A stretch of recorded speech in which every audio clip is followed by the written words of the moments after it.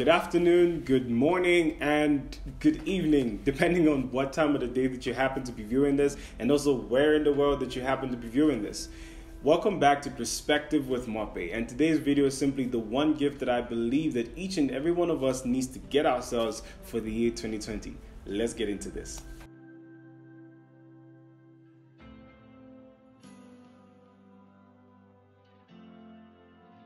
Welcome.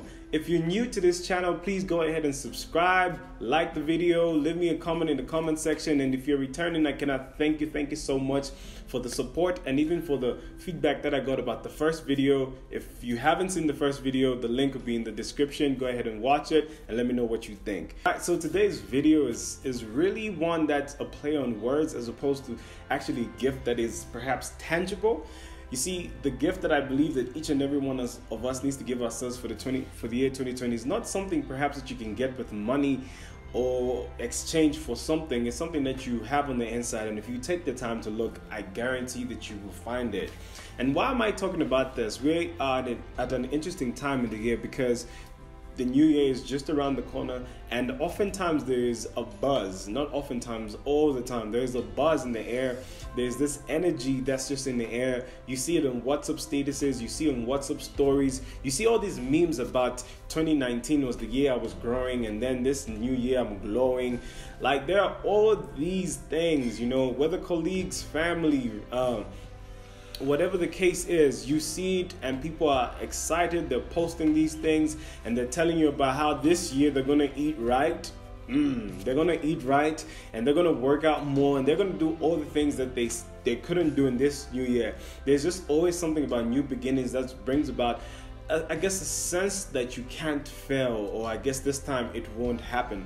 Now, I believe that we've seen these trends from as far back as you can possibly remember. You know, and now with the digital age, we can actually keep a record of all the posts that you made about the next year being your year. And I find that, you know, there's got to be something different that's actually going to guarantee us success in the next year. And so before we can even jump into January 2020, let's go back to January 2019. Let's go back to January, February 2019. Let's go back to August 2019. Let's go back to September 2019. Let us have an honest evaluation of this current year. Wow, an honest evaluation of this current year. And I say so because honesty is the one thing that I really believe that is necessary for you to give yourself as you enter the new year. So that means you need to have an honest evaluation of what happened this year. You need to have an honest evaluation of the failures perhaps and the L's that you took. You need to have an honest evaluation of perhaps the wins in your eye that happened this year, because it is on that bedrock that you have success guaranteed for the next year. Now, if your assessment is always, if you're viewing things from the wrong lens in this case, and you're looking at this year, I guess, in a way that's not necessarily a correct depiction of what happened in the past year, you're going to overestimate what exactly you can accomplish and the thing that you should be doing this coming year. And so allow me to give you an example. If for instance your goal is to have 30,000 put away in savings this coming year 2020, let's look at the habits that you had this past year in the year 2019. Let us consider the things and the things that you bought and the mindsets behind what you did with your money.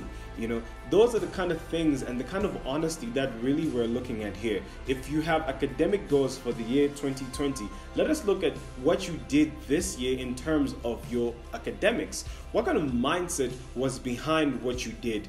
Could you honestly say that you worked hard and did not procrastinate this year? And could you honestly say that even with perhaps your health goals and decided I want to run at least every week, I want to run for so many kilometers, what kind of mindset did you have coming out of this year that's going to propel you and guarantee you success for the next year? I feel like any sort of success that is worthwhile and is going to be meaningful and going to last for a long time is going to be built on the bedrock of an honest evaluation of this past year. So this is the gift that I really believe that you need to give yourself. If you're not honest about what happened within this year, what's the guarantee that next year you're actually going to do the things that you said you're going to do? What's the guarantee that you're going to travel to the places that you want to travel to? What's the guarantee that you're going to perhaps have the kind of money that you're, imagining? Or what's the guarantee that you're going to have those body goals that you're imagining? Because if you're not able to have a correct assessment of how this year went and the kind of mindsets and the kind of perspective that shaped what you did and what you were able to accomplish, then it is highly improbable that moving forward that's going to happen. The good news is that you don't have to be so hard on yourself that you beat yourself and say, you know what, I wasn't able to do this, I'm just a failure, or I'm stuck in this place and I can't seem to quite get it right, because that mindset is going to disempower you. The reason for an honest self-evaluation is honestly to take ownership of everything that happened in this last year. I believe that when we're able to take ownership of what happened, whether other people were involved, at the end of the day, this is your life. The choices you made are yours alone and nobody else's. The moment we decide to take ownership and take full responsibility of what happened in the previous year, it sets us up for success in the next year. And by sets us up, it's not like it's just going to happen magically. It simply means that I don't agree with what I was doing or the mindset that I had in the past year, but now I'm going to make the right choice every day to get away from those things. You could not agree perhaps with even the relationship perhaps that you got out of, or that you were aspiring for and didn't work out quite as you imagined. That means I'm going to distance myself from those mindsets and those things, and I'm going to press forward into something that's going to be more meaningful and rewarding to me. And I'll be honest with you, an honest evaluation for me in particular meant that, when you're talented, it doesn't automatically mean that your name is going to be up there. I happen to, be talented in some things, not all things.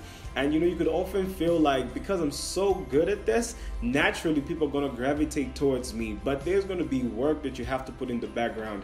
There's going to be consistency that's going to have to be at the bedrock of your foundation. There's going to be so much more. There's going to be networks. There's going to be so much work and accountability just to get your talent to really shine at the top. So these for me are the steps that I've been taking. And if I'm really honest with myself, even beginning this YouTube channel could have begun earlier in the year, because it's not like I was waiting on the equipment. I had what I needed to begin this channel, but I guess within me, procrastination kept me back from starting something that right now is really something that I'm enjoying doing.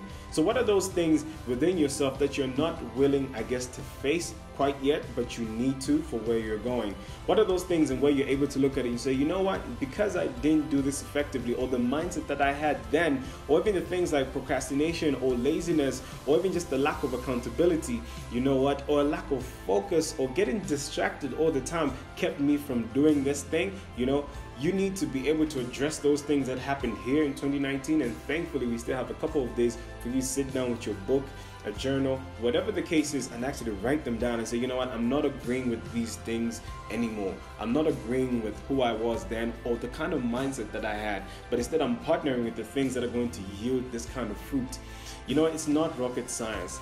A farmer will tell you, if you plant oranges, for instance, I don't even know how oranges are planted, but if you plant oranges, you are going to 100% expect oranges to yield from that seed. If you plant, for example, watermelons, whatever the case is, that's the kind of seed that you're going to get. So look at what you want to do and ask yourself this really important question.